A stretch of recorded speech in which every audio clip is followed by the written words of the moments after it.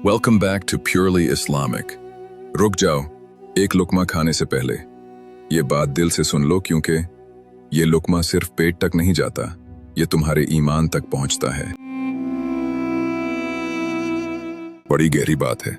एक लुकमा पेट तक पहुंचाने के लिए कुदरत ने कितना मुकम्मल इंतजाम किया है।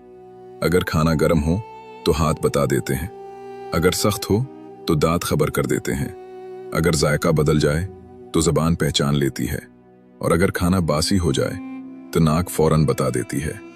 लेकिन ये लुकमा हराम है या हलाल, इसका फैसला कुदरत नहीं, इंसान को खुद करना होता है। याद रखो, अल्लाह ने हर चीज की पहचान हमें अता कर दी है, बस एक इम्तिहान छोड़ दिया है, हराम से रुक जाना।